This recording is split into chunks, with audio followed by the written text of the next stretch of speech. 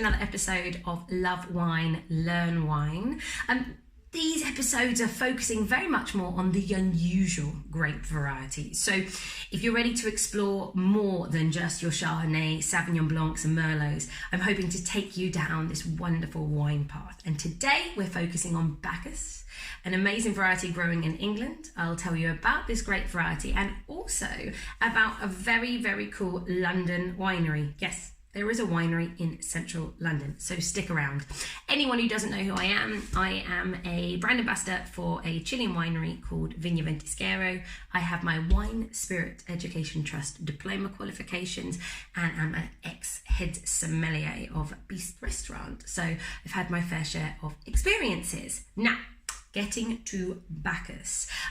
A lot of people have heard of Bacchus, the god of wine. So I love the fact this grape variety is named after this. Now, Bacchus originated in Germany.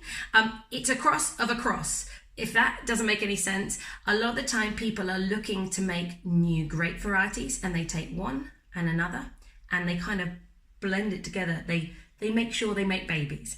And this is a cross between Muller Thurgau, these are all German varieties, Muller Thurgau with a Riesling and Sylvaner cross. So those two were crossed to make one grape variety and they got crossed with Muller Thurgau. So a beautiful, interesting little story. This was in 1933 and in 1973 we finally got it in England. It grows so much better in England and is not really well known now in Germany at all. So this is Britain's grape variety. The reason it grows better, we're one of the coolest climates for grape growing in the world. And the cooler climate creates more acidity. So you get even fresher styles of this Bacchus. Now, what is Bacchus? It has been described as kind of a Sauvignon Blanc, but other people say maybe it is a bit Riesling in style because of the aromatics, or is it a bit muscatty, even Albarino with the texture and the floral and the citrus. So it's a bit of a hard grape to describe.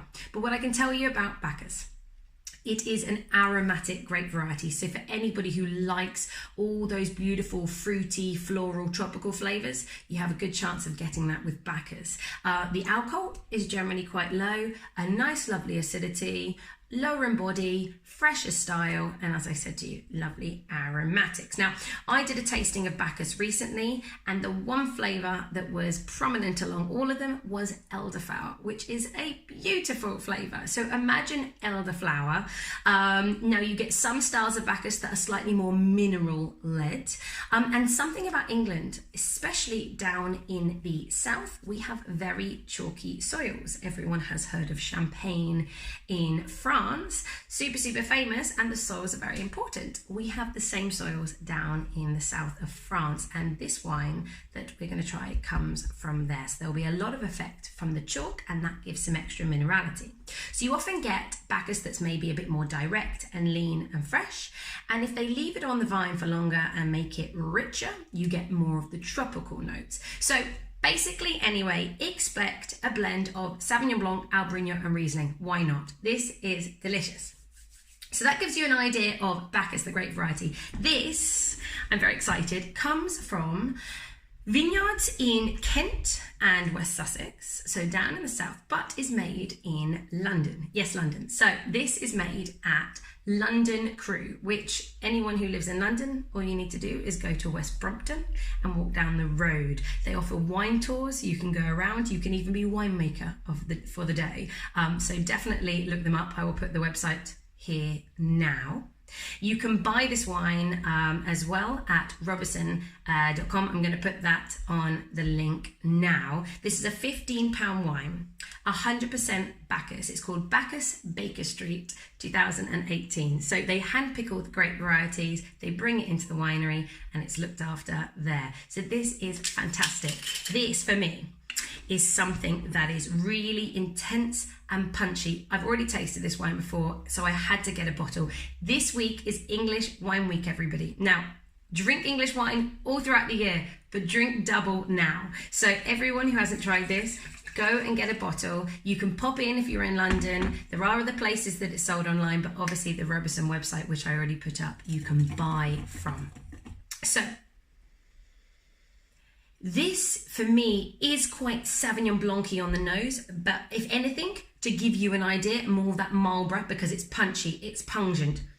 You get all that beautiful elderflower juice, but also at the same time, a bit of the gooseberry and lots of kind of blackcurrant leaf. It's concentrated, it's really, really in your face. So for anyone who likes all that freshness, all that fruitiness, you got to give it a go.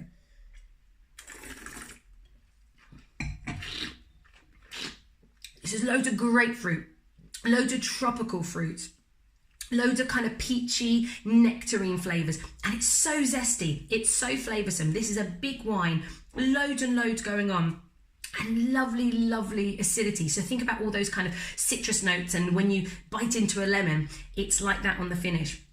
It's really, really fresh, and it's super, super yummy. So anybody who likes that kind of Marlborough Sauvignon Blanc style, likes aromatic wines, likes loads of fruit, this is the one for you. So give that a go. And for anyone who isn't aware of this winery, London Cru, 2013, they started in central London. This is the first urban winery in London. Let's give a little bit of support. And if you're bored on the weekend, what a wonderful way to spend it, going around and tasting some of their excellent wines and learning a little bit more about what we can do in England. So cheers, guys. Hopefully that was interesting. Get behind Bacchus.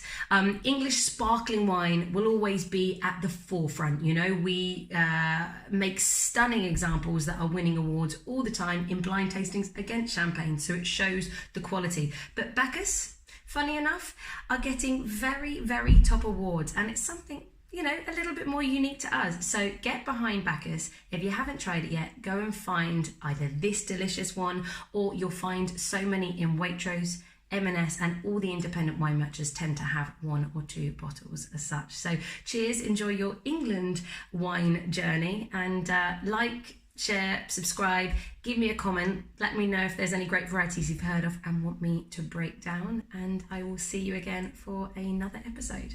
Cheers. I have had to put this at the end, as I have forgotten to put the food pairing part in my video. Essential.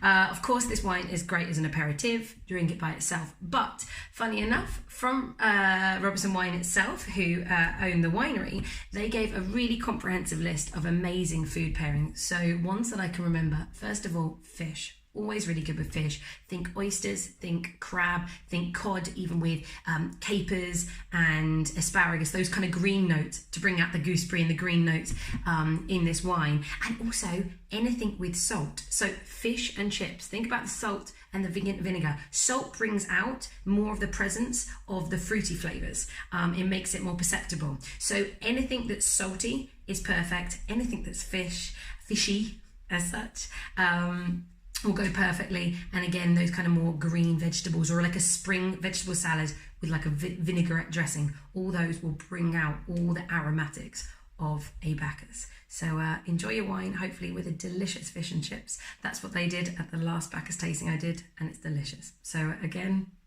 cheers for the second time.